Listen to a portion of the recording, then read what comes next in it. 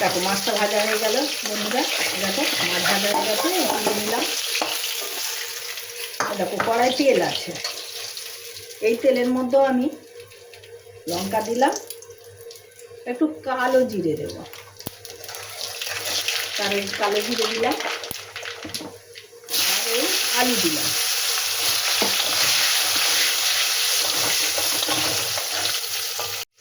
এবার দেখো পেঁয়াজ আর লঙ্কা, কাঁচা লঙ্কা শুকিয়ে গেছে, সেটাই দিয়ে দিলাম। দিয়ে এবারে এই দিয়ে দিলাম কুমড়ো, আলুর সঙ্গে কুমড়ো দিয়ে দিলাম। এবারে হলুদ দিয়ে দিলাম, আর এই লবণ দিয়ে দিলাম। এবারে এটা নেড়ে চেড়ে, এবার দেখো জিরে ধনে আর আদার গুঁড়ো ভিজিয়ে দিয়েছিলাম, সেটা দিয়ে দিলাম। পুঁই শাকের ডাঁটা আছে, পুঁই শাকের ডাঁটাটাও দিয়ে দিলাম। এর সঙ্গে নেড়ে চেড়ে নেবে। তোমরা কখনো এভাবে কোনো তরকারি করে খেয়ে দেখেছো? দেখো বন্ধুরা, মশলা দিয়ে এটা কষা হয়ে গেছে। এবারে আমি জল দেবো।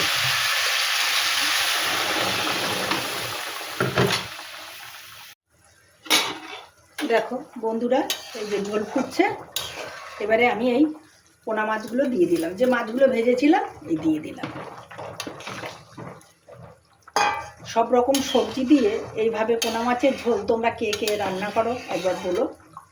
দেখো আলু, কুমড়ো, পুঁই শাক ডাঁটা দিয়ে পোনা মাছের ঝোল করছি, দারুণ খেতে হয়। হালকা পালকা কিন্তু দারুণ খেতে হয়। দেখো বন্ধুরা, মাছের ঝোল হয়ে গেছে। এই যে আমি গ্যাস অফ করে দিলাম। দেখো কে কে এরকম পুঁই শাক, কুমড়ো, আলু দিয়ে মাছের ঝোল করো একবার জানিও। এরকমভাবে রান্না করলে এও খেতে দারুণ লাগে।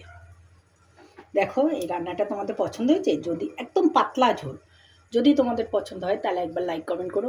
টাটা বন্ধুরা, তোমরা সবাই ভালো